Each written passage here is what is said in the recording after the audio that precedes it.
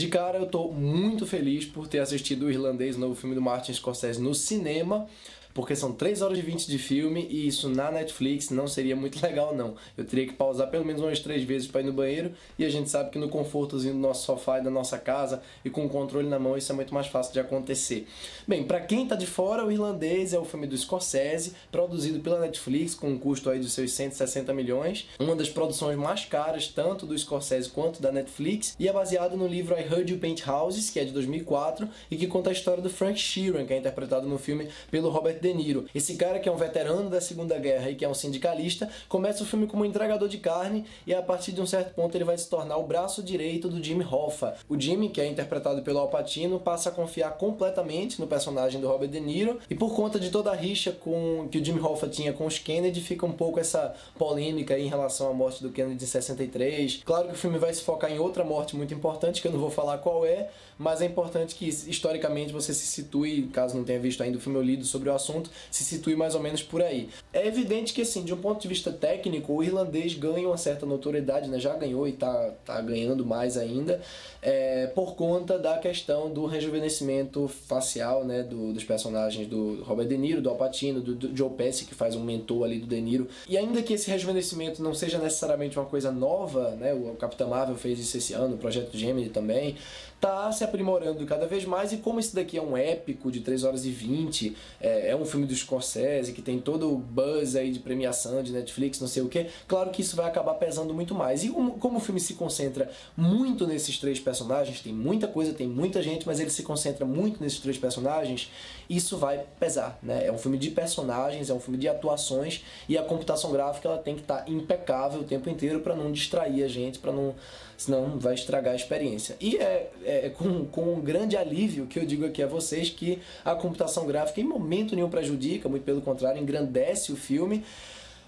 Tem uma ceninha ali no passado, um flashback dentro de um flashback que se passa na guerra, mas é uma cena de 30 segundos, 40 segundos, em que o rosto lá do De Niro tá com um pouquinho de cara de videogame, é uma cena muito pequena. Se para algumas pessoas acaba soando um pouco estranho, é porque de fato a gente conhece o rosto do De Niro quando ele tinha cerca de 40 anos, e a gente sabe que não era exatamente daquele jeito. O filme é sim tremendamente ambicioso de um ponto de vista técnico, de um ponto de vista de produção, de um ponto de vista de duração e de tema, né, porque ele vai lidar com toda essa história americana aí que é bem polêmica, que até hoje está em discussão, até hoje se faz filmes e se escreve sobre, mas ele é ao mesmo tempo uma volta do Scorsese para o cinema original dele, né? Se você quiser saber o que é o Scorsese, caso você não tenha visto nenhum filme dele até hoje, O Irlandês seria uma boa introdução, porque é basicamente isso que o cinema dele é. E nesse sentido, que bom que foi a Netflix que produziu o filme, né? Porque aí puderam dar carta branca para ele fazer do jeito que ele quisesse, para ele deixar cumprido do jeito que ele queria, uma coisa que de um ponto de vista de rentabilidade não seria muito viável para qualquer grande estúdio,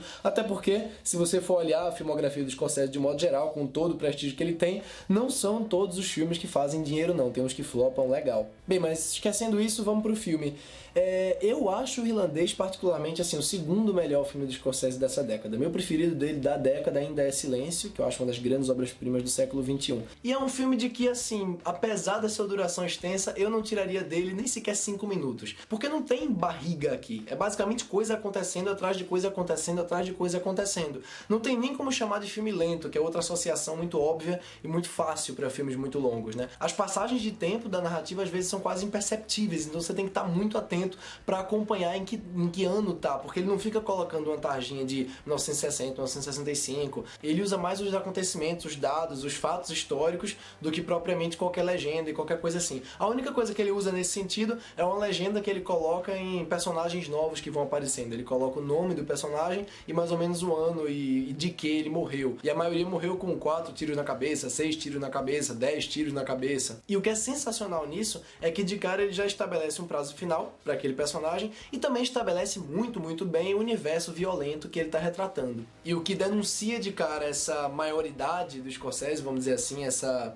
nova fase da carreira dele, é que essa violência, que é de fato um elemento central da história, né? Afinal a gente tá falando de gangster, de máfia, de assassinos, de aluguel, esse tipo de coisa, ela é muito mais sóbria do que é nos anos 70, 80 e 90, né? Nos outros filmes que ele fez com De Niro, em que a violência é mais histriônica, ela é mais alucinatória, ela contagia mais o clima da ação. E aqui, na minha opinião, com duas exceções, a violência ela é quase um elemento banal ali. E eu gosto muito da maneira como ele trata essa banalidade. A musiquinha começa a tocar, como a gente já sabe, é aquele prenúncio de que alguém ali vai levar um tiro, e aí a câmera começa a circular pelo ambiente, às vezes ele mostra e às vezes não. Às vezes ele fica só com a câmera em flores assim, e aí a gente só escuta os tiros. As duas exceções são, primeiro, uma cena que envolve uma câmera lenta, bem lenta, que me lembra até um pouco uns momentos do Lobo de Wall Street, em que o sangue literalmente faz na tela, e outra cena envolve já um elemento, um componente mais emocional, de mais tensão, mais perto pro final do filme, que eu diria que é o grande momento chave do porquê esse filme está sendo feito. Por isso que eu recomendo, assim, se você não conhece muito da vida do Frank Sheeran e não tá muito por dentro dessa história, leia um bocadinho, leia ali quem era o cara, basicamente o que é que ele fez ali no começo, para depois, porque o filme não explica muito isso, ele realmente é muito dinâmico, muita coisa, se você não prestar atenção, você vai acabar perdendo. Mesmo a exposição dele, ela imagina que você já sabe de certas coisas, mas assim, também não leia demais, porque tem certas informações que podem acabar estragando o que é talvez o grande acontecimento surpreendente aqui da história. Mas assim, só voltando, apesar de eu achar que o Scorsese aqui está tratando a violência de uma maneira mais sóbria, mais direta e mais banal até em certos aspectos, ele não perde de vista aqueles elementos tradicionais que a filmografia dele tem, né? Essa coisa de personagens masculinos, essa energia muito masculina, que é talvez a grande falha na filmografia dele, a falta de personagens femininas fortes. Esse cuidado com o design de produção, essa variedade da câmera, né? Uma câmera fluida, ali no meio de uma cena bem aberta, com gente pra caramba, você acha que ele vai ficar distanciado, mas ele mergulha. E é por isso que me surpreendeu um bocado como o filme sustenta certos elementos dramáticos, como por exemplo a relação do personagem do Frank Sheeran com a filha. É uma coisa que no início é tratada com uma certa comicidade, mas quanto mais o filme vai chegando perto do fim, você vê o efeito que aquilo teve, né, para o futuro, você vê o efeito que uma frase que um personagem falou teve lá na vida daquela personagem. Então, mesmo que ele esteja falando de muita coisa, mesmo que tenha muita história para contar, ele encontra espaço para certas sutilezas, apesar dessa palavra não se encaixar muito bem no Scorsese. E eu acho que especialmente na meia hora final, que vai fechando todas as pontas e vai, né, chegando nesse final, nesse desfecho da vida do Frank Sheeran, aí o componente emocional da história que você podia achar que não existia, ele chega e chega bem, assim. Eu achei até, por exemplo, o enquadramento final um tanto delicado para um filme que, de um modo geral, é técnico e grande, e ambicioso e até meio cínico. Claro que para quem tem um pré-conhecimento da filmografia do Scorsese, dá um arrepio na alma quando a gente vê, por exemplo, aquela sequência de premiação no filme. Não acontece nada de tão expressivo do ponto de vista de violência nessa cena, mas é o primeiro momento em que você tem um vermelho, uma dominação do vermelho mesmo no cenário, e aí tem o enquadramento do pessoal na mesa que é muito parecido com Os Bons Companheiros, né? E aí o filme é quase uma homenagem mesmo aos Bons Companheiros, é quase uma volta no tempo, e quando a gente vê aqueles atores ali falando aqueles diálogos, mesmo que seja em outro contexto, essa sensação de violência iminente, de tensão, ela vem muito forte. E aí, de uma forma bem subversiva, o Scorsese traz essa violência em outro momento que talvez a gente não espere tanto. Ele atualiza e ressignifica várias cenas, vários elementos que ele já fazia muito bem, tanto nessa condução, nesse tratamento da violência, como também nessa iconografia, da maneira como ele vai trabalhar a iconografia nesse contexto aqui do filme. Eu queria só, para concluir, destacar o quanto o filme é engraçado. Não chega a ser, claro, tão engraçado quanto o Lobo de Wall Street, até porque o Lobo de Wall Street era uma comédia aberta mesmo, mas é muito engraçado. Ele às vezes passa 5, 10 minutos num diálogo sobre um pedido de desculpa mal resolvido na cadeia, e aí os personagens ficam discutindo, e aí caem no tapa e...